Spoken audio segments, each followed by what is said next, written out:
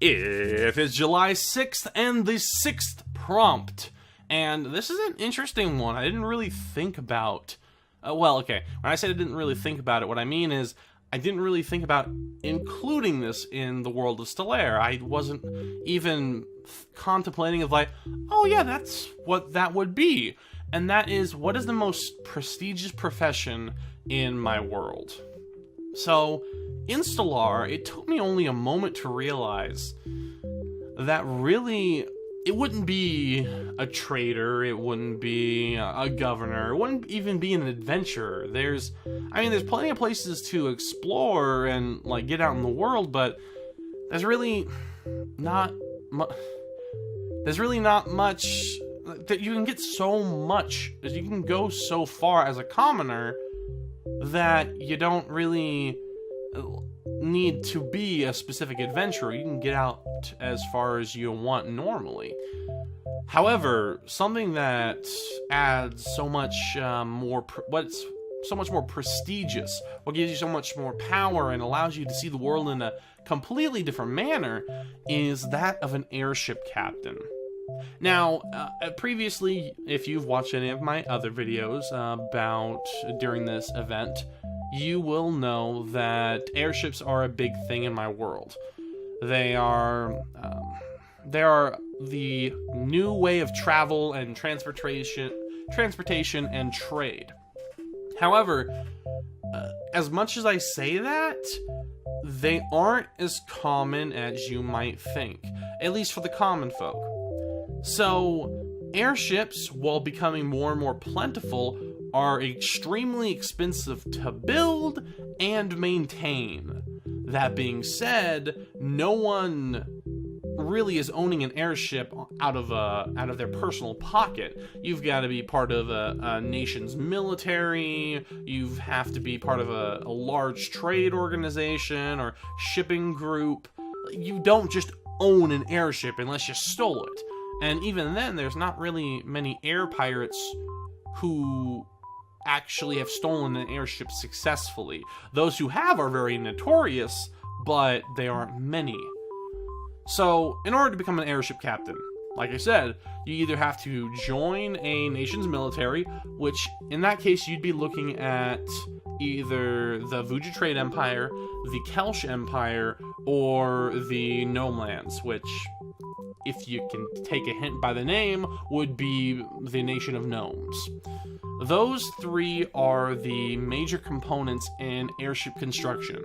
The gnomes have the technological and arcane know-how. The Kelsh actually have deals and know how to bind genies in order to power the engines, and the Vuja themselves are kind of master shipbuilders and are able to build strong enough ships in order to travel the skies and the waters without tearing themselves apart, especially with the amount of power being generated by these engines.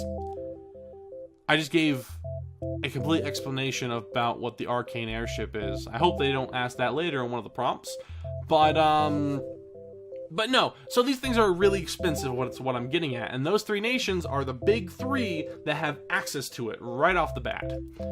So you either have to join one of their military, which is kind of impossible for foreigners, because, you know, who lets a foreigner join your military? That seems a little bit dumb. And then, or you can try to get hired. Now, being hired into an airship captainship is kind of difficult. You need to know basic airship engineering, so the build and how it works, supplemented by a good understanding of airship maneuverability and physics, which is a thing, and then also the ability to be a good captain, to judge situations quickly and decisively when something just happens. So on top of that, you need to earn the trust of any of these companies that have actually purchased airships for people to use. You aren't just given a very expensive piece of equipment and said, you know, just fly in that area, get to your port of call, and, you know, we trust you. You know, you don't just take someone off the street and do that, even if they were capable enough. You need to be able to trust them. So, because of that, there aren't a whole lot of airship captains in the world. I would say they probably number from 1,000 to 2,000, which is very few when you consider that Stellaire is very populated. The population of this world, in my head, closes to... I'm thinking... I haven't really thought about this before, but at the very least, 500-ish million people. So that's a very, very small fraction of people who are actually able to fly these things relatively freely. And a lot of that is taken up by the Kelsh Empire's personal defense fleet. So, yeah. People admire these people, these airship captains. They are considered trustworthy, adventurous, what's it called? Not self-reliant.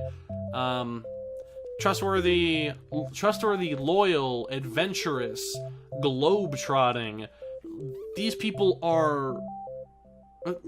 because people are not... everyone is able to get this job, you have to be somebody special in order to be captain of your own airship. Reversely, if you lose access, such as you're demoted, or say, God's forbid, that you destroy your airship, you're pretty much looked as the worst person in the world, untrustworthy, reckless, can't be unloyal, just it's not a good time. So it's a tremendous responsibility as well. But so many people are eager to become it.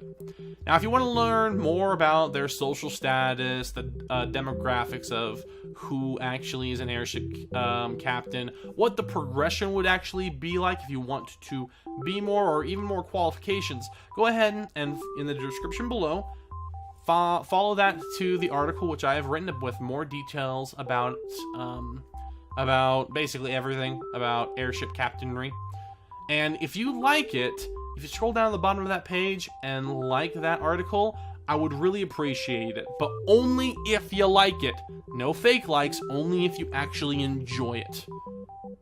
But that's it. That's all. And I will see you guys next time. Bye!